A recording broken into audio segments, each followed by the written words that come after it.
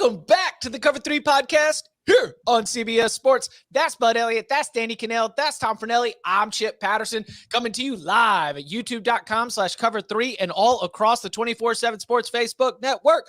Thanks for hanging out. Smash that subscribe. Smash that like. Come and join us in the chat. It is a Monday. We have some business as we do at the beginning of every week. We will be looking at the new college football rankings, new AP Top 25, new coaches poll in the segment that is sweeping the country, Poll Assassin, as we look at voter habits and also pay tribute to one of the most iconic monkey-biting trick-or-treater stories in college football history. Also, upon further review, this is our chance to be able to look back at some of the topics we did not get to in the reaction show, discuss some of the late night action that happened after we concluded. But we begin with some news and headlines. And look, this time of the year in October is just littered with injury reports, notable players missing time. But for some reason, it feels like it is almost unusual with the significant quarterbacks who are dealing with injuries.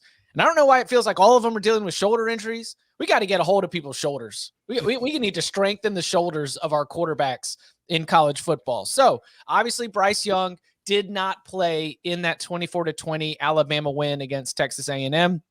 Devin Leary was knocked out of NC State's narrow win against Florida State. Jalen Daniels was knocked out of the narrow loss against TCU for Kansas. Will Levis did not play for Kentucky in Kentucky's loss to South Carolina. KJ Jefferson did not play in Arkansas's loss to Mississippi State. And Dylan Gabriel was knocked out of, that wasn't a shoulder, that was concussion protocol, was knocked out of he warmed up but did not play, correct? Right. Yeah, they tried to pull that whole fakery stuff. Like, he wasn't cleared. I think it was pretty obvious the way like certain Sooner insiders were treating. Like, maybe this will happen. Like, okay. So he's not going. Dylan Gabriel did a play that was as dramatic as any Oklahoma fan could hope for. So let's sort of look at this group here, right? And if there's another one that I'm missing, Malik Cunningham, And Virginia lost to them by 3 scores. Tommy DeVito. Mm-hmm. Yeah. Quarterbacks. They're dying. Soft. These kids are soft nowadays. No, I kid. It does seem like it's a bad luck year. The head injuries are one thing, like Dylan Gabriel, especially after what happened to Tua on the national stage. I mean, everybody outside of, even the NFL, but college football was paying attention to that too. There's a hyper awareness towards the concussion issue. So no one's going to get rushed back. That's one. The other ones, and I do wonder, I wonder with Bryce Young, with Quinn Ewers, who came back, I wonder if the coaches are even more cautious with their star quarterbacks, and maybe they could have played earlier, and they're saying, you know what, let's just take it the safe route. Let's see if we can get it done without him and get him back at 100%. I think it does a couple things. One, I think it tells the player, like, we care about your future, because these are quarterbacks that have plans on playing at the next level. And it also sends a message to your team, like, hey, we got to kind of dial it up a little bit this week and get a little bit even more focused versus an opponent that maybe you didn't think so. But I think it's probably more is the ultra cautious nature of everybody in college football right now, with the concussions and with other issues too. What we need is Jerome Boger working every single college football game to make sure that nobody touches the quarterback at all. Because of that way, yeah. Sorry to bring that NFL up, but roughing the passer call on Tom Brady yesterday. Oh, it was ridiculous. Incredible. So we'll start with Bryce Young then. Are we expecting Bryce Young back for Tennessee? It is the SEC on CBS Game of the Week. It is a battle of undefeateds. This is the best team. Well, these are 2 of the 3 best teams in the SEC. I don't know how everybody would stack them up. Maybe that's your own opinion. Is Bryce Young back for Tennessee? Yes. I think so. I don't think there's any doubt here. Like, look at the line. I mean, some of these lines out there this week, I think, are hedges, right? But this Bama one is not. Bama is laying, what's the rotation number on this? 121? Okay, yeah. So it's 121 on your board. They're laying 7.5. There's no way in hell they're laying 7.5. If Vegas didn't know that Bryce Young was playing, this line would be 3.5 or 4 because it would be a hedge between, kind of what it is. If they thought he was not playing, the line would probably be like 1 or pick. He's playing. I'd be shocked if he doesn't, given this number. Like, they're not going to be 7.5 points off. They know. Okay, so what about KJ Jefferson? Because that's actually an interesting one. Arkansas plays BYU this week. Arkansas is kind of leaking a little bit of fuel. And look, BYU needs to get this win because we might get to this in upon further review. We might not, but like BYU, a team that we were really excited about early in the season, is very close to sort of, falling into this outside the top 30, outside the top 40, not irrelevance. We're still going to talk about you, especially when the performances are worth it and you get a lot of late night spotlights, but it is far from the type of Cougars narrative that we had at the beginning of the season. Both these teams have a lot to gain. What do we think about KJ Jefferson? What is the severity of that? And can Arkansas beat BYU if Jefferson doesn't go? Can it? Yes. Would I be highly confident? No, because BYU, what's at the core of their struggles lately is their defense was kind of soft all season long, and it's just kind of coming home to roost the last few weeks against some good teams. So Arkansas might still, even without KJ Jefferson, be able to take advantage of that. Of course, the other side of that is Arkansas has got some defensive weaknesses of its own, and BYU got back a couple of key players on offense this week. So I think Arkansas can beat BYU without KJ Jefferson. I just think it's very much a coin flip at best for them. What do y'all think? I think that he has a chance to play, but Tom is really right about the defensive injuries that they're facing right now. To me, that's the biggest thing, is that Arkansas just has a bunch of guys down on defense, and I would expect BYU, to score 35 plus, maybe 40. Right, that's a tough travel spot too. Arkansas has had a difficult slate here. They just ran all over the field trying to cover Mississippi State. Then prior to that, they played Bama, which was kind of soul crushing because Bama lost their quarterback and they still lost that game to them. And then they had the game against Texas A&M there in Dallas. This is a tough spot for them. Now, somebody's got to get off the mat. I think BYU is properly favored in this one, but I think Jefferson could play. The other thing is, like, Arkansas wasted about 20 minutes of that ball game playing the other kid instead of Hornsby. And I'm not a huge fan of Hornsby as a thrower, but as a runner, he's really dynamic. And we have seen Kendall Briles-led offenses take a runner before and have a lot of success. The most notable example here that Chip will recall is when Briles was at Baylor. They were all out of quarterbacks for that bowl game, I think against UNC, right? Yep. And they ran for like 400 or 500 yards. Yep. That's what, when they were using Hornsby, that's what that game reminded me of. So I think Arkansas will score some points too. I think they can push BYU around. I don't know if Arkansas can get any stops. If you see a quarterback dressing on the sidelines, warming up for one game, that you would probably see him the next? I guess you can't assume anything today's game, but I felt like KJ was close to playing this week, so he would be able to go the following week, but yeah, that's wild speculation. Well, listen, and this is stepping way out of bounds, but I don't read Sam Pittman as somebody that would be trying to play those games, right? Because he told Ryan McGee before the game, hey, well, I don't know. We'll see. We're going to go out there and we're going to give it a go. So I'm expecting KJ Jefferson to play in this game and double dose of Tar Heel right here. Cade Fortin, the quarterback who they started his career as a Larry Fedora product. He was in there near the bottoming out of the Fedora era, went to South Florida. This is his third stop so far in college football as he is with the Razorbacks. But Hornsby, as you mentioned, Bud, much more effective. Yep. I do want to point out that we have 15 years ago, we had a season that is largely regarded as the craziest season in the history of college football, right? 2007. It was just totally wild. And there's a lot of wild things that happened. But I remember when we wrote about this at SB Nation, like a long time ago, a lot of this was actually predicated on quarterback injury. So if you look at this, John David Booty was the quarterback of USC that year. They started out number 1. He gets hurt and misses the Oregon game, which they lost. And he also broke his finger against Stanford. That USC team was extremely talented. They only lost 2 games. And a lot of it was they didn't have their starting quarterback. Matt Flynn was really dinged up and had to leave the game against Kentucky, which they lost in overtime, and also against Arkansas, which they lost in overtime. If you look at this, Pat White missed a half, against Pitt, which they lost, and he missed a half against USF, which I think they also lost, right? So, I mean, like Pat White was a really dynamic guy. There was a couple other dudes as well in this one. Tebow would get banged up, but he still won the Heisman and played really well. And then was it Dixon? Dennis Dixon played the game they lost at Arizona when he came out in the knee brace, and is like he like visibly collapsed on the field. So if they start piling up, they really can impact the playoff race and the national picture. Like it's weird that we have this many. They're not really at the very top of the sport, I guess, but we've seen a weird season before, largely or not largely, at least in part as a result of a lot of quarterback injuries. I think you're staring it right in the face and you don't see it. What? You mentioned it. Who was USC's starting quarterback at the start of 2007? John David Booty. Who's Oklahoma's backup QB in 2020? General Booty. General. The Booty principle is leading to crazy seasons. Any year in which your quarterbacks are injured and one of them is named Booty, weird stuff is going to happen.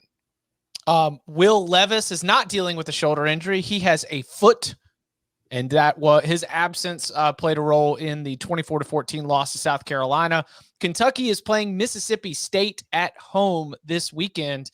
Do you think that we will see Will Levis back? And if he's how much does his absence or availability impact your read on that game? A lot.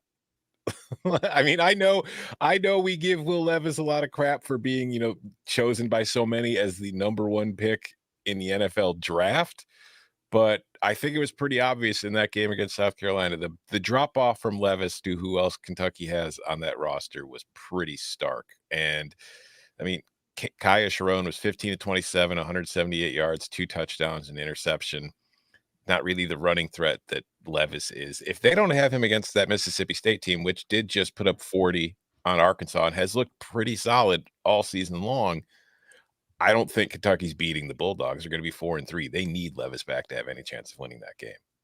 You know what? All this is pretty revealing, and it's pretty obvious, but still, I think it's harder than ever, is the depth at quarterback is almost impossible to build, because if you have 2 good quarterbacks, one of them's going to leave. They lose. Yeah. So like the drop off is pretty dramatic in a lot of these programs, and it makes it really tough. No doubt about it. I will also say that they lost one of the transfers they took at receiver to an injury in that game. He didn't return. And then their really fast guy who scored on the, I think that was him. Basically, I think Kentucky's down its top 2 receivers also who did not return to the game. So you may have Sharon and a bunch of dudes who are not really SEC quality with an offensive line that's sketch. I think Vegas thinks he is not playing, by the way, because currently Mississippi State is a 7 and maybe going to the 7.5 point favorite in Lexington. Lay it. Yeah, like lay it. That thing opened 3 and it was to 7 within about an hour or 2. To me, that says somebody knows something. And if you look back to last week, like Kentucky was like an 11-point favorite when the line was originally posted against South Carolina, and that thing had just shrunk down to like 4. Yeah, exactly. I mean, 11.5 for it. Levis over Sharon after seeing Sharon is probably like a 6-point adjustment, maybe 7. And those 2 receivers, it's sort of a snowball effect. I would, yeah. And I'm not, well, should we say this Mississippi State take, or do you want to just hit it now? Well, hit it. Let's go. Mississippi State is on a weird run here. And there was a team a couple years ago. I'm trying to remember. It might have been like Minnesota 3 or 4 years ago. It was Minnesota played all backup quarterbacks on the way to being a 10-win team in 2019. Mississippi State, right? Max Johnson gets hurt against them. Last week, they don't have to face Jefferson. This week, I'm guessing Levis is out. Their numbers are going to be inflated in all these power ratings. And you're going to need to manually move them down because they're going to be winning these games by more than they should. Could Mississippi State beat Alabama? No. Well, that was too fast. No. Mississippi State does not have good offensive tackles this year. Bama can pass rush the hell out of them without blitzing, and they will be fine. Yeah, but Texas A&M sucks, and without Bryce, Texas A&M also nearly beat Alabama. So, I mean, I think Mississippi State's better than Texas A&M. I think too, if you can get rid of the ball pretty quick in that system, if you've got some and you can stretch the field. Yeah. All right. We'll see. I wouldn't pick the upset, but I think they have a chance. I think Bama's more gettable this year, especially without Bryce Young, obviously. I mean, I think Texas was stretching the field vertically, challenging them, getting pretty aggressive with it, and they had some success doing it. So I think Mississippi State could. I think Mississippi State's a good football team. You are correct, and they are catching a lot of breaks, but I like what they do defensively. I think Zach Arnett does a good job with that side of the ball. You mentioned Will Rogers is very comfortable. We see yet another example of Mike Leach and the quarterback being in sync, totally understanding the system. And by the way, Mississippi State is catching Alabama right after the Tennessee game. Mm-hmm. And it's sure. I understand. I agree. Like they're probably going to be overinflated based on these results because they are facing backup quarterbacks. But like that LSU loss was weird. But other than that, they're blowing everybody out. Like that's a good team.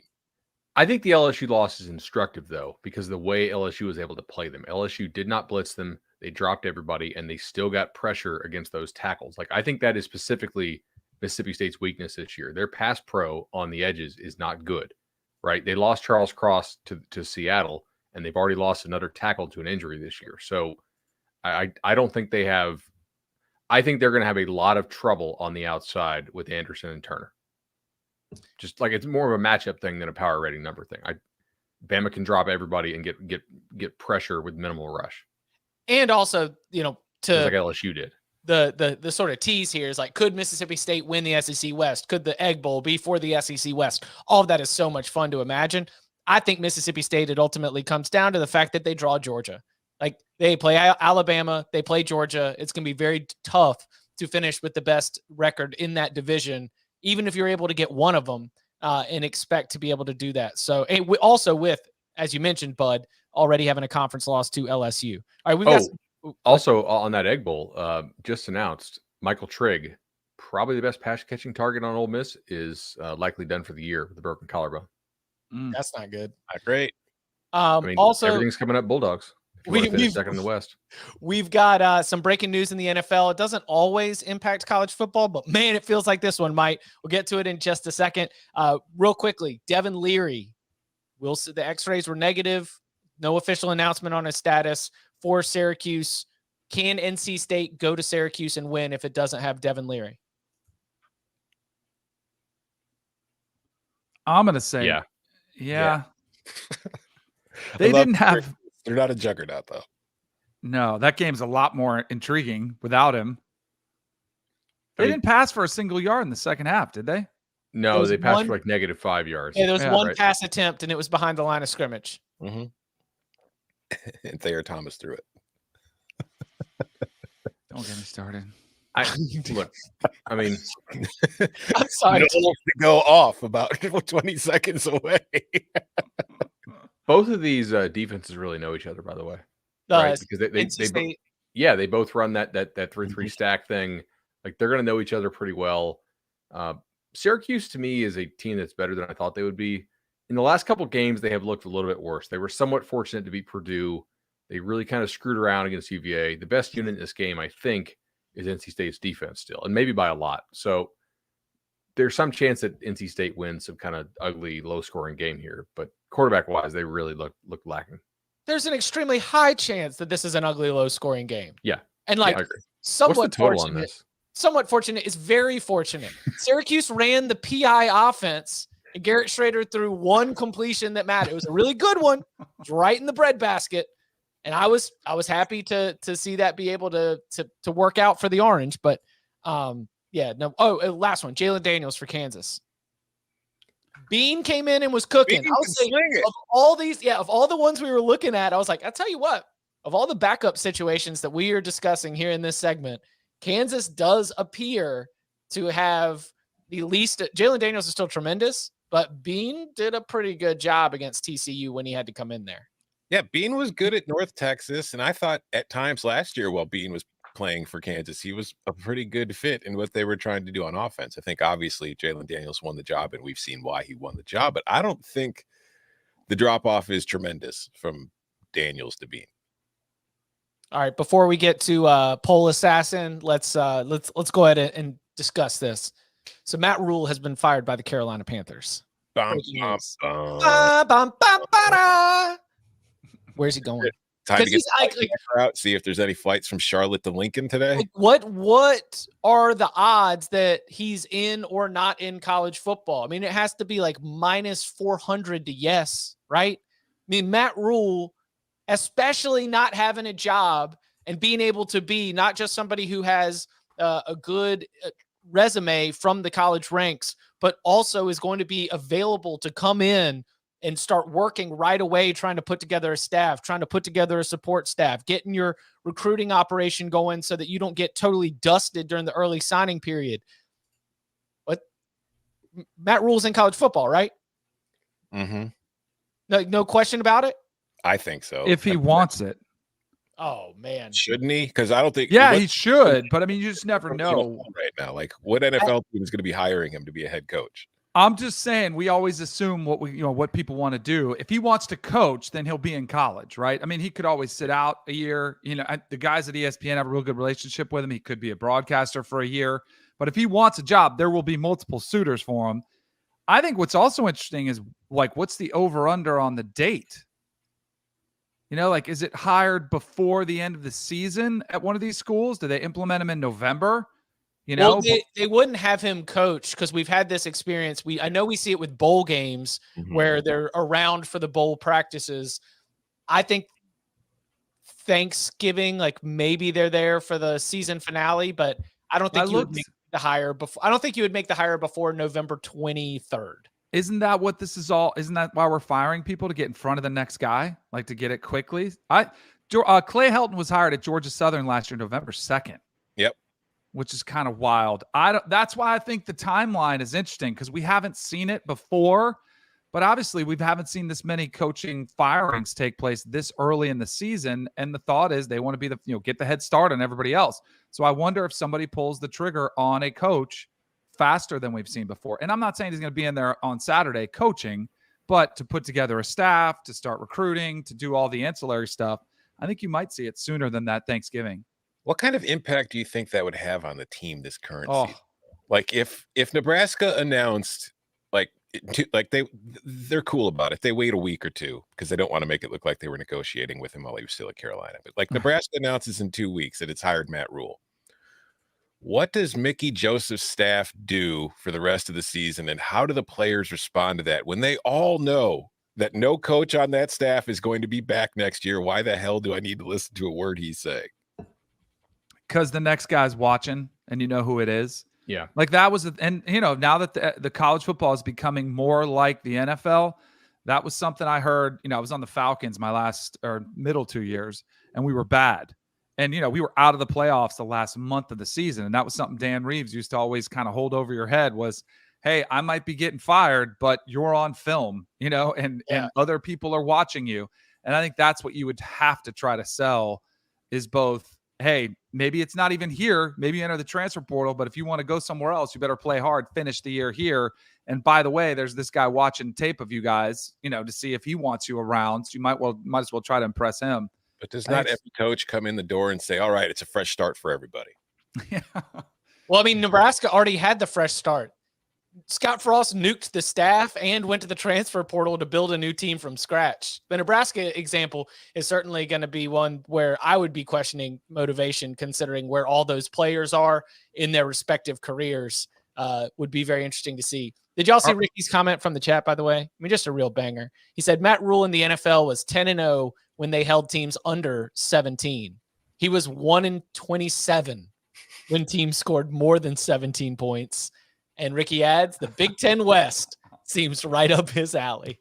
Listen, I think he would be great for Nebraska. I think he's what Nebraska needs. He's not like some big flashy going to come in and he's going to really recruit really well and give him high recruiting rankings. He's going to identify players, identify talent, develop the talent, and win games. That's what he did at Baylor. It's what he did at Temple. It's what Nebraska needs. They don't need somebody with an offense or with recruiting acumen. They need somebody who knows how to build a football program.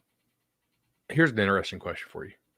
Leipold or Rhule if you're Nebraska? Me, I want Leipold. But I also don't want Leipold to leave Kansas. But if you had that option and you knew you could limit, I would take Leipold too. Do we think it's close?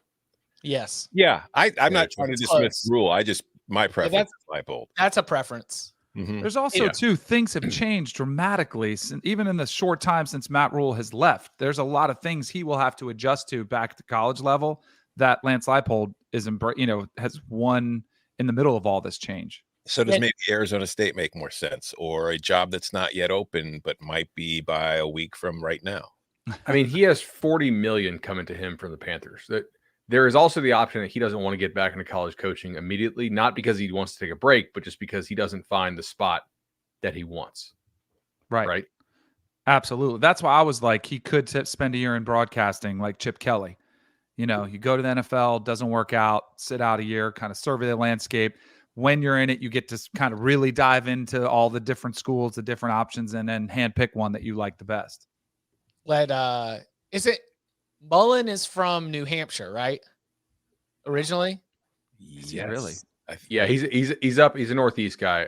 Oh man, let's let Mullen and Yeah. Rhule just chirp back at each other. Pennsylvania, New Hampshire, just get it all going. That whole vibe. Oh, you got to check tape. Got to check tape. So He's living in Atlanta though now. I'm pretty sure. Who, Mullen? Yeah. Yeah. That's where I think that's where his son plays high school ball, and he's posting these videos of him doing wakeboarding and stuff, living the buyout life, enjoying it. Would Rhule work at Auburn? It's an interesting question. Auburn's a fishbowl, man. Yeah, I don't think so. I don't think he'd get nearly the amount of time he would need. And I think that's Auburn's problem. I think they need somebody to kind of come in and rebuild that thing. And nobody's going to get the amount of time there. That's one of the things Nick did successfully at Bama. Like, I think he was able to play on Bama's desperation, right? Because they had gone through so many coaches, and they had just had the NCAA scandal as well with Albert Means about 7-8 years prior. And he was able to get in there and just say, leave me the hell alone. Mm-hmm. Let me do my thing, right? Like I got up there and publicly said, I will not be the next Alabama coach. And then, Danny could probably say however long later it was, he was the Alabama coach. But when you hold out like that, you can gain a lot of leverage. So I think that's kind of what Auburn needs in some ways, right? As a guy to say, hey, like, get the hell out of my way. But also somebody who understands that you cannot outcoach other teams in the SEC. You will not outdevelop them. You will not outcoach them. You need to get similar quality players. That's why Harson's going to get fired, because he was not set up to succeed in the SEC by his recruiting approach, right? I don't know the guy's a bad coach, but like he was a very bad recruiter at that level. So, yeah. Auburn keeps rearranging the furniture instead of fixing the house's foundation. That's why I think they will hire an AD before they hire their new head coach. Like they need an AD to kind of keep some of these folks in check. So what's the order of operations? Do you think it's fire coach, hire AD, hire coach, or is it Yes. hire AD, fire coach, hire coach? I think you want to clean slate it with the AD. So you fire the coach first, then you get the AD in there. One of the interesting Auburn questions, and I talked to an Auburn guy this weekend, as you guys know, because we're trying to figure out, like, do we need to be ready this Sunday or next Sunday? Or Can I go to the pumpkin patch safely without ruining my chance to be able to? Does your wife want to take fall photos on a Sunday? Which day are we not going to have to go rush home to do an Auburn fired emergency pod? Next Sunday, I think, is probably not the right day to go take those fall photos. Look, one of the problems is, who do you make the interim at Auburn? Because the coach? Oh, Cadillac. Okay, but he has no head coaching experience. Doesn't matter. And the other issue is, I mean, the coordinators are both Harsin Boise guys, because remember Mason was like, I'm getting the hell out of here. This place is a disaster. Do you want that? Or, I mean, in theory, you could just let Harsin play out a little bit longer and then just get everybody a little bit madder at him. You're not going to win games either way. They just lost 2 more offensive linemen last week, by the way, which, do you want to put that on Cadillac? Are those coordinators going to listen to Cadillac? Because if I'm Keesaw or who's the other guy, I'm not listening to Cadillac Williams. That guy's never been a head coach, never been a coordinator. He doesn't really run a room. I think if you get really weird, if you put Cadillac in a position where he's running the team, but you're letting the coordinators coordinate, I think that would work. I think interim coach is a job any one of us could do. Everything's already streamlined. Schedules are in place. You take care of the offense. You take care of the defense. I'll handle the media and game day decisions. Let's go. Bam. That was made for me. Yeah. Right. Vibes. There's a reason Ed O just absolutely thrives at it. Right. That's fair. Yeah. So the home games left, they play at Ole Miss this weekend. Then they've got Arkansas at home when they return from an off week on October 29th. And the fact that we are approaching the off week is why so many have circled after the game against Ole Miss as a spot when they might make a move on Harsin. Then it is at Mississippi State, Texas A&M at home, Western Kentucky at home, and then the Iron Bowl in Tuscaloosa. I see 2 wins max. That was I said 2. Hopefully. Yeah, I mean that max. Yeah. Would not go much farther than that, but we are continuing to track that. Is there any? Have we mentioned? Would Rhule take Georgia Tech? No. No, I've got one thought. I'll tell you that might be in play for the interim for Brent Key to win that job. I mean, they've got 2 wins. 2 wins. I saw something. I didn't see the game, but they said it was getting more crowded. Like if you start getting some fan interest and get fans in the stands, he might be somebody that could play himself or coach himself into a job, which I think it was rocking. I'm not saying that sarcastically. Right. No, he was rocking. fired up. They want, if they find some enthusiasm around him, I think you should give the interim coaches, if there's a response like that, you should absolutely give them first in line for the job interview process. I'm not saying you hand it to them, but you might have something there that you can get. And, because when you do change, you start over, you start from scratch, which maybe what Georgia Tech wants. And also you find out what's out there for real. If they had not hired or if they had not fired the AD, I could buy the idea of Key getting the job. I do not think, because they're going to have to go hire a new AD who's going to have a new vision. He's not going to hitch his wagon to the interim from the old staff. But basically, as a rule, I don't mean that as an intentional pun. Like, new ADs are never going to keep an interim. It's just not going to happen. There's no pre-existing relationship with them. They want to distance themselves from what happened in the prior staff. It won't go. I do think Brent Key will be in high demand as an O-line coach, though. I asked this initially as a joke on a Georgia Tech subject, but I'm kind of wondering if it's real now. Is it possible that everybody on that team just really did not like their coach? Yes. Yes, I think so. For sure. Yeah. I mean, just confidently. Yes. Because it's not, I know that winning kind of changes the way a team looks and the vibe around it, but just watching that team in the last couple of weeks, it looks like a far more interested team. So the reason why I would mention Rhule is that a lot of the game plan, or at least as I understand it, that he took to building up Baylor was finding those players that were falling through the cracks in Texas recruiting, that he had a certain, certain types, a certain mold. He was looking for essentially, 3 stars that were going to be able to fit into his system and then be able to play at a championship level with a little bit of development.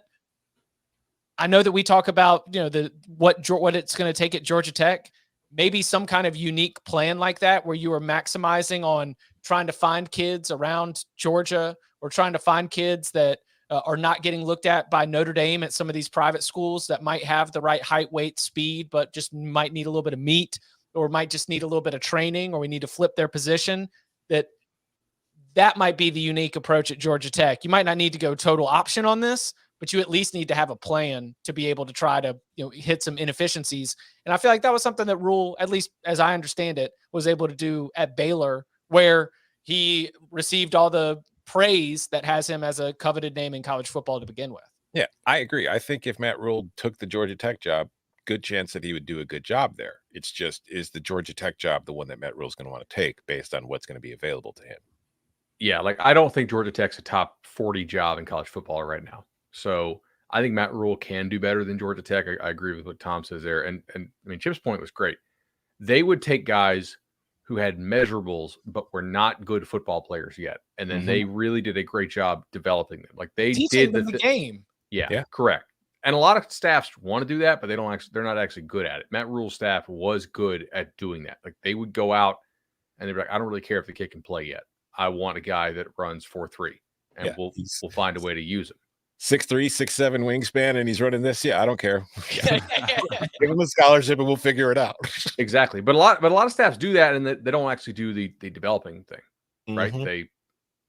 So, I don't know. The other thing is, man, I'm really skeptical about some of these private school jobs now because rosters are becoming more efficient every year because of the transfer portal. You can get those kids off your roster who can't play, and you can bring in better depth or better quality incoming players.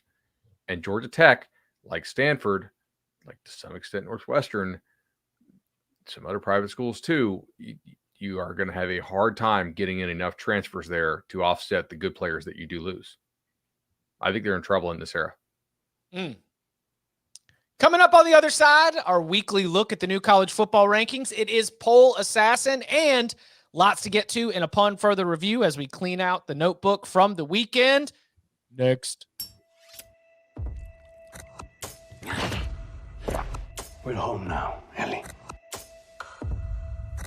We have to be more careful. What if this is all I'll ever be? That's not who you are! What was I supposed to do? Let my child suffer?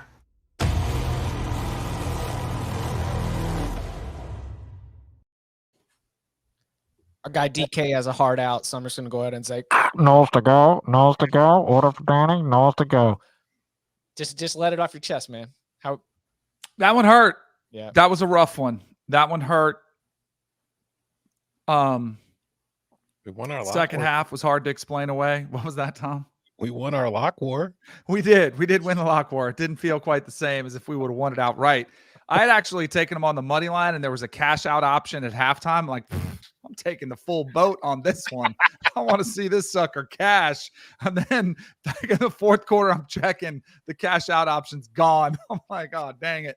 We still had the lead too. Lot of controversy, questioning of the final sequence there when they're going in, and they of course take the shot for the end zone when they could have ran it a few more times and kick the field goal. Much like the pitch toss they ran at LSU, which thank goodness we won that game, but that was still a questionable call from a lot of people. And I said I had no problem with it whatsoever. I totally understand the line of thinking. I think you trust your players in that situation. Hey, we're going to take a shot at the end zone, and I'm sure it was, I don't know, maybe it wasn't, but at some point you have to say anything except a turnover. Like throw it out of the back of the end zone. You can have it incomplete, whatever it is, and it's from the quarterback to the guy you're throwing it to. Everyone has to know the worst possible outcome has to be an incomplete pass. That's it. And then you go on and you kick it. So I had no problem with the thought process. And the kicking game is shady. It's as bad as it's ever been. I mean, he's 3 of 9 against FBS teams so far. Mm-hmm. Like that's not a coin flip that he makes that field goal. Right. It's a very, and against Wake, they stopped kicking extra points, which you don't see in college. They were just like, forget it. And I know he made the one before halftime, but I don't care. I still think that is and by the way, if that ball isn't picked, then you let him kick it. Then you say, all right, it's in your hands. You're our only option here. But if you had an option to take a shot at the end zone first, then I have no problem with that. The only thing I would say is if you're going to take a shot at the end zone, I would have probably taken it to Johnny Wilson and said, all right, he's 6'7", throw it in the back of the end zone, more of a jump ball, let him get it or nobody else. But that wasn't the play call. And there was something off. I mean, the throw was overthrown. The receiver looked like he kind of slowed up. I don't know if there was a miscommunication. Yeah. That obviously was the worst case scenario. Danny, I think Jordan thinks that Pittman is going to the corner. Like, if they scored on that player, like it's an option route. Like he can convert it, and like the corner did a pretty nice job stacking him, and so Pittman kind of cut it off. And I think Jordan thought he was going to run through it. Well, the corner's thinking I ain't going to give up a touchdown. No, the corner to sit back as far as I can. Corner told the media after the game he knew the play. I mean, that's kind of like the kid for Bama saying that he saw Jimbo mouthing Evan. Oh, that was my favorite. No way. I mean, you got the game on the line. You're in Tuscaloosa. What play call are we doing? Evan. It was a nice play by the corner, right? And I don't know. It wasn't that nice a play. He was sitting there and just caught it. Yeah, but he did stack him pretty well. Yes. The other thing is like Johnny Wilson, Why was he available for Florida State in the transfer portal, a team that has had a garbage passing game the last 2 years prior to this one? Because he never played big at Arizona State, and he always had drop problems. And he had 3 drops, or definitely 2, depending on what you think of the other one, 3 drops in this game. So if you're Jordan Travis, you're like, man, maybe Johnny just doesn't have it. If you've been to any FSU practices, you know there's days Johnny Wilson doesn't catch anything. So yes, he went beast mode against Louisville, but he's not super reliable. Yeah, I had no problem. If he caught the ball consistently, he'd be wearing an Alabama helmet, right? Yeah. Did you have any problem with the process, the thinking process?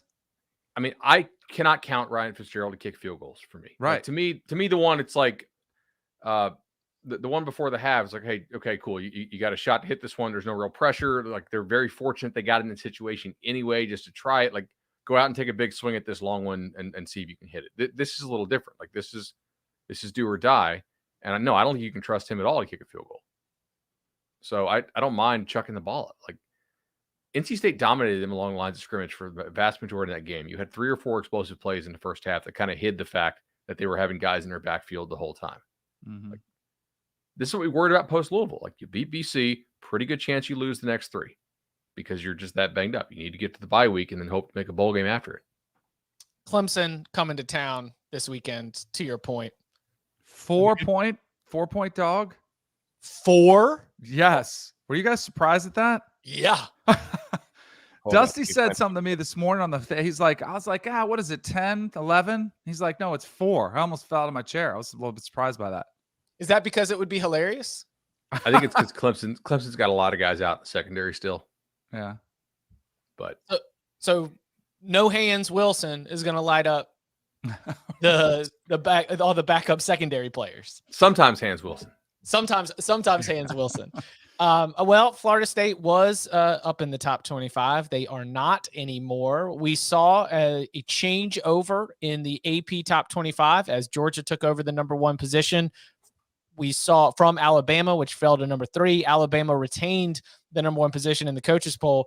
This was hilarious. The coaches poll, in case you want to know how the coaches and or allegedly SIDs are feeling when they get to this point in the season when they fill out their ballots.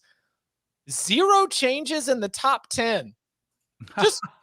Just filling out the exact same ballot and move it all the way in. Very, very few changes throughout. We saw on the AP side of things, Texas makes a return. Texas also back in the coaches poll. Illinois ranked for the first time since 2011 in the AP top 25. James Madison ranked for the first time ever as an FBS team as they improved to 5-0 with the win against Arkansas State. As you look up and down these 2 sets of rankings, anything stand out as we turn our attention to the new AP top 25 and coaches poll? What stands out to me is I'm the only member of this podcast with a team ranked right now. So I'm probably the only one that even should be allowed to discuss the rankings. We don't even know what they're like. Big Ten West life. Love it. Cincinnati should not be ranked. We didn't mention this one on Saturday Night Pod, but they have no good wins, right? They screwed around with Miami, Ohio and beat them late. They did not put away a bad Tulsa team. They screwed around with USF. They have a loss to an Arkansas team, which increasingly looks less acceptable. They are not playing all that well right now. I thought that Tulsa game was a blip, but South Florida's bad. Had them on the ropes. They were a 28-point favorite in that game. And the voters responded by moving them up 3 spots. Because they won. Which I said was going to happen on Saturday. Yeah. Kentucky still being ranked is hilarious, right? Well, they do have the number 1 overall team. Quarterback in the draft. I mean, so we at least at the CBS Sports 130, Kentucky tumbled 20 spots after the loss. They check in at 36 in the CBS Sports 131, our comprehensive ranking of all FBS teams. But yeah, just still hanging out at number 22 in the AP poll and number 22 in the coaches poll. Well, 2 people still have them in the top 15 on their ballots. Don't tell me listen, Don Williams at least is committed to his power rating, because his response to our comment last week in Poll Assassin was, but would they win on a neutral field? Which means that you are applying a power ratings perspective. So I sure. respect Don for that. Like, actually, I went back and looked at it, and do I agree with his ballot? No, but I did look. He is consistent with his approach. It's not just like craziness week to week. He's does. Consistent. All 25 teams are Power 5. He doesn't even consider the group of 5. That might be true. But I mean, there's 65 ballots, and he has decided to take an approach with his. So that's fine. You're a voter. Your ballot. Don't agree with it, but respect it. I thought. Go ahead. I thought if you're going to maneuver things, I think you could have Tennessee even higher. I think you could have them over Michigan. Yes. Yes. I think you could have, because Michigan have kind of. I know they had a serious issue with Mike Hart on the sideline, and that definitely has an impact on a game. But the last couple games, their offense is sputtering a little bit with J.J. McCarthy. Let's just see what they do here coming down the stretch. But their non-conference is a joke. Like, and if you want to make a statement about scheduling, you would let teams like Tennessee, who went on the road to Pitt, has a nice win there, and also just come out of absolute beatdown to LSU. I think you could have jumped them even higher. Yeah, they were dragged down by one voter in particular who had them as low as 11. This is one ballot I kind of want to point out, because there are 25 teams in the top 25, and the college poll tracker posts every single ballot from every single voter, and it mentions like the most extreme ballots from the highest to the lowest in each team. Of the 25 teams, this man's ballot was the most extreme on 5. So 20% of the teams. But I'm going to read it to you, and it's going to be very normal at first, but then we're going to see when things start to take a turn. Number 1, Georgia. Number 2, Alabama. Number 3, Ohio State. Number 4, Clemson. Number 5, Michigan. Number 6, Oklahoma State. Number 7, USC. Number 8, Ole Miss. Number 9, NC State. Kind of starting to get off course. Get a little rickety. Yeah. That's one of the extremes. Number 10, Oregon. Okay. Don't hate it. Not sure I agree with it. Number 11, as I mentioned, Tennessee. 5-0 Tennessee with number 11, the lowest by far. Number 12, Wake Forest. Fine. Number 13, Baylor. 3-2, Baylor. Number 13. Baylor did not appear on 45 ballots this week. Finished 27th in the poll. This voter has them at 13. Actually, I'm just going to name him. Why am I hiding? Kirk Kenney from the San Diego Union Tribune. Number 14, Penn State. Fine. Number 15, this was the person who had Kentucky as high as 15. Not the highest, though. John Wilner, who has always got one of the craziest ballots, had Kentucky at 13. UCLA is at 16. Florida State at 17. Yeah. Take that, Illinois. Yeah, exactly. 18, Utah. 19, TCU. Utah ahead of undefeated TCU. Florida State ahead of undefeated TCU. Kentucky ahead of undefeated TCU. Number 13, Baylor. 6 spots ahead of undefeated TCU. 20, Kansas State. 21, BYU. Somewhat extreme. 22, Kansas. That's fine. 23, Mississippi State, which is the lowest anybody had Mississippi State, but Bud agrees. Number 24, Cincinnati. And number 25, North Carolina. That's my favorite ballot of the week. That's a ballot. That is a ballot. The weird Congratulations. thing is, like, it's not the hate of one conference, because like he has Oklahoma State higher than average, right? He has Baylor much higher than that. Maybe he has a good read on TCU that nobody else has potentially, or maybe he didn't watch the games from this last week and just submitted the same ballot as the week prior. That would make sense with Kentucky being that high and NC State still staying that high. You know what makes the most sense to me? He lives in San Diego. The weather is really nice. He probably doesn't watch that much. He's out on the beach. He's out surfing, maybe a little beach volleyball. And then he comes in and says, all right, let me put together my ballot. I kid. Kind of. I know there's too much like commitment to the different spots. There are opinions being formed behind that ballot. That I just need to know how you put Baylor at 13. Like, when it comes to this stuff, there are reasons to explain everything that you can make that I might not agree with, but I will at least understand where you're coming from. I don't know what argument there is to put Baylor at number 13 in the country right now. None. Yeah, I don't know. That's kind of strange. Although John Wilner has them at 14. What? All right, so they have a close loss to BYU, which now looks worse because BYU got, challenged somewhat for about 40 minutes by Utah State, and then BYU was pretty well handled by Notre Dame until the very end. They came back nicely, but you got to give them credit for that. Baylor's Do you win think when held you- Texas State and Iowa State. It's played two good teams, and it's lost them both. Now, Texas State did upset App this weekend and smoked them. True. But Iowa State, again, failed to score 10 points. How do you guys approach that? Because I thought I was more than kind to Tennessee. I put out my ranking yesterday, had them ahead of Michigan. And I had some Tennessee fans actually upset, being like, no one else is beating 3 top 25 teams, and the way we beat them.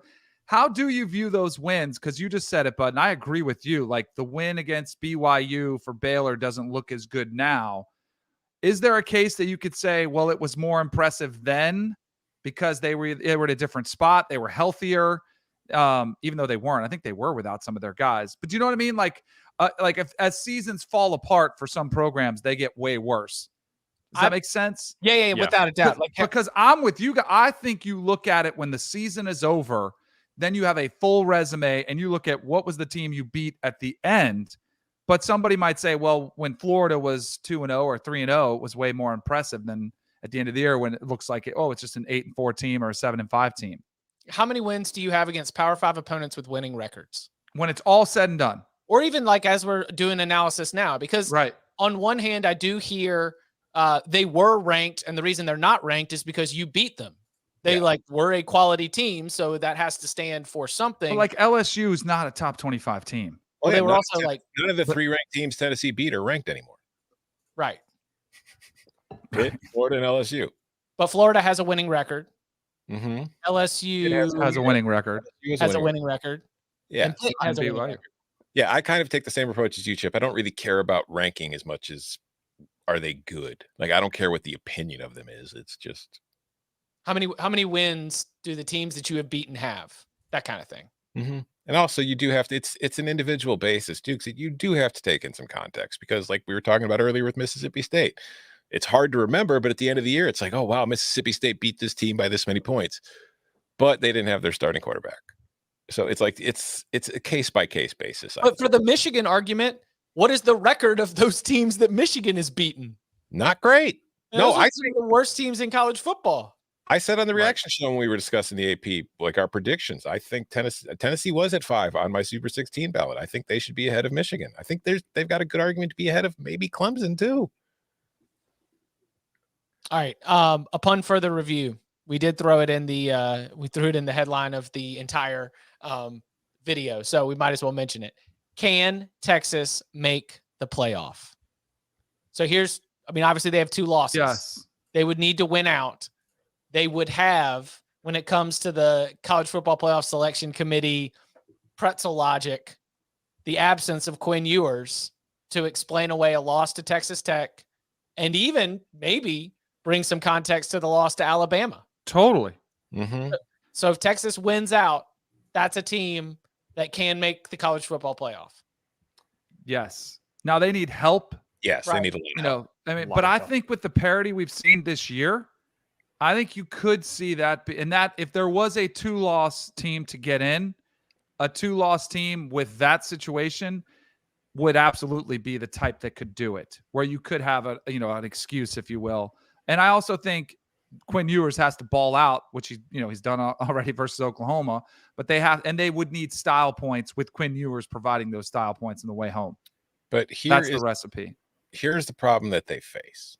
First of all, if you look at the Big Ten and the SEC, there's a very good chance, like we said at the beginning of the year, that Georgia, Alabama, Ohio State, and Michigan will all have 0 or 1 losses by the time the season ends. They might both be undefeated when they play each other. So you're going to have to overcome them, which is going to be difficult to do for a 2-loss team. You look at the Pac-12, UCLA still undefeated. USC still undefeated. Oregon's looked very good outside that Georgia loss, although that Georgia loss could be a death blow when it comes to trying to figure out a number 4 team to put into the playoff. Clemson is undefeated. I don't know who in the ACC is beating them right now. in the Big 12 for Texas to win out and then Whoa, win. whoa. They got to play this weekend. I mean, they're only 4-point favorites. If That's they true. get past Florida State, then I just don't see any resistance. But Texas, to get through the rest of the Big 12, to win out means they get to the Big 12 championship and then they win. But the team they're beating in that game will have a minimum of 2 losses in this scenario because of the way things have to play out for it to happen. So they need Georgia, Alabama, Ohio State, and Michigan all to lose. They need Clemson to lose. They need somebody in the Pac-12 to kind of fall apart. And all these things are possible. It's just I don't think it's likely at all. But if they're a very 2-loss, very unlikely. I mean, it's highly unlikely. But if they're a 2-loss conference champ and one of those games gets sideways, Ohio State, Michigan, or Georgia, Alabama, and those are a 1-loss team that you just saw get blown out and Texas comes in with style points, I think that might be the one where they would be taking in a 2-loss conference champ with excuses would be taken over a 1-loss non-conference champ. I think it goes even further. I think that Texas cannot get in unless Bama's the SEC champ, right? Because 1-loss non-champ Bama is going to go over 2-loss champ Texas. Yes. And they better hope Oregon doesn't win the Pac-12. Correct. If and Georgia's you in the probably conversation. you probably need Bama to beat Georgia by a lot too, to where you can be definitive like, hey, you know what?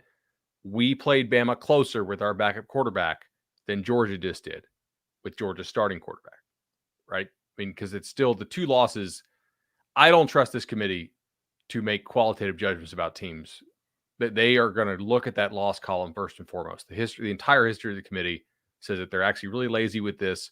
We know the advanced stats they're given are not really contextual, and they take out things that are pretty important, like margin of victory. So I don't trust the committee to put them in. They would be a fascinating team in the 12-team playoff era, though. Like I think they're a top 5-6 team power rating wise in the country right now. Like on a neutral field, are you taking them or Michigan? Right? Texas. Are you taking them or Clemson? Clemson. Texas. I might take Texas. Right? Like Texas. there's probably I think there's a couple teams that I think are coin flippy with them right now, and I would still like in a rematch I would still take Bama. Right? I would still probably take a Georgia or definitely an Ohio State, at least on my power ratings. But they could do it. I mean, this is possible. They need what? Undefeated Ohio State, and they need probably 2-loss Michigan, 2-loss Penn State. But let Clemson lose at Notre Dame in South Bend in Yeah. early November. Listen, like I said, it's not very likely, but anything is possible when you have the best quarterback in the country.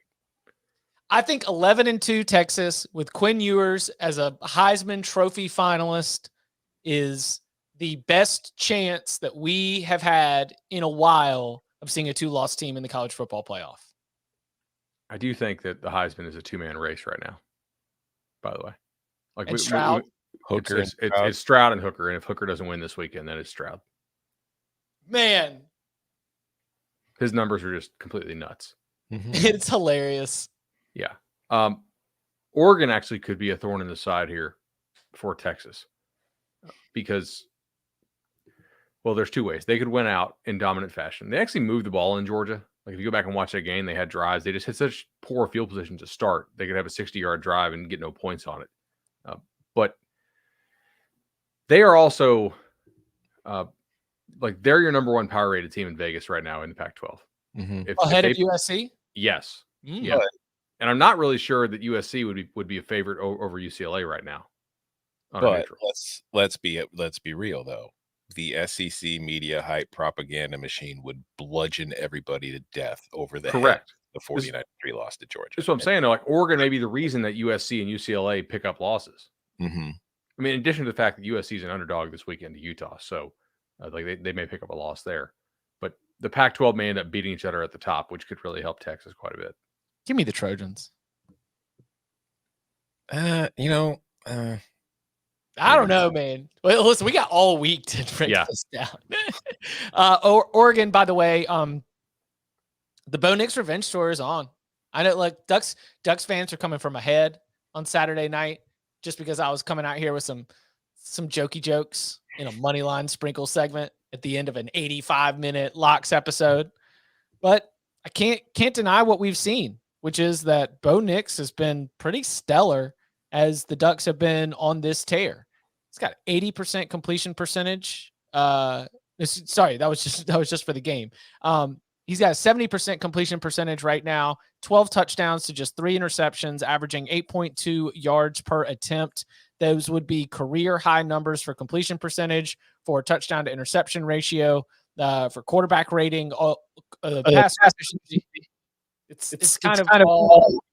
Ooh. Somebody got their speakers on? Nope. No, Okay. you're going insane slowly.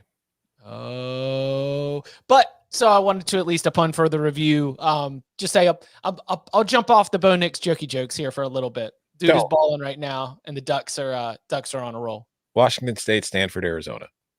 Win. Bo Nix is doing what Bo Nix does. Like, come on, how many? Like, again, he is great against bad teams, and then when he runs into a good team, things go very poorly. Bo Nix is at Bo Nix level. That's what he is. He's a good quarterback. He's not a great quarterback. But do you think that UCLA, Washington, Utah, I mean, like, how many defenses are left that are going to like truly expose him? UCLA has looked feisty. Cal, I don't know. Cal's weird. Colorado, no. He's going to have a tremendous game against Colorado. He's going to just ball out. It's going to be incredible. Washington, he's going to ball out because I don't think Washington's defense is very good. Utah, at Oregon State, could be somewhat tricky. When you get him in the big games, he's going to make the big mistake. I think that UCLA Utah was very indicative of what we can expect from UCLA, in that they're going to get in a lot of these shootout type games, and they're just so much better offensively than almost everybody that they play. But you can move the ball on this Bruins team. Utah always came back with answer after answer after answer in that game. Utah's pass rush is a problem to me. Like, they had to blitz a lot more, and I bet UCLA, but I did not think that Utah would need to blitz them as much as they did, and they got very little pressure on Dorian without blitzing. That's going to be a problem when they play Oregon, because Oregon's offensive line, I think, is better than UCLA's. That's going to be a problem against USC potentially. But Utah's a different team at home. Like Tom points it out all the time. They really do play differently in Utah. The muss. Mm-hmm. All right. So anything else upon further review before we get out of here?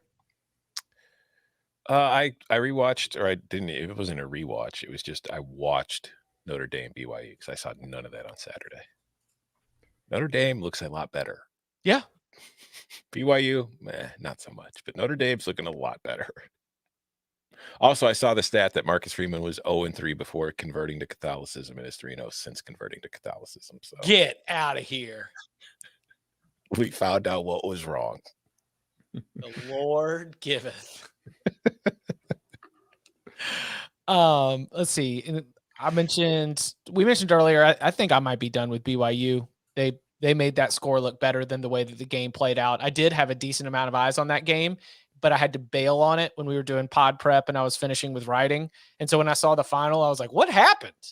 I felt like everything that I'd watched for about 3 quarters was Notre Dame totally in control of that game. So not gonna react.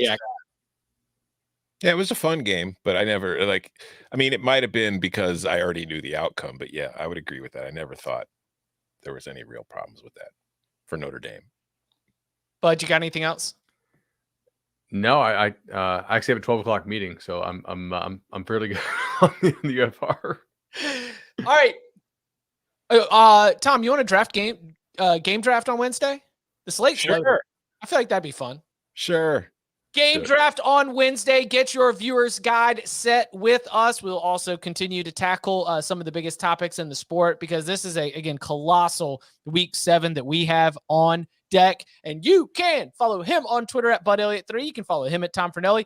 You can follow me at Chip_Patterson. Gentlemen, thank you very much. Thank you.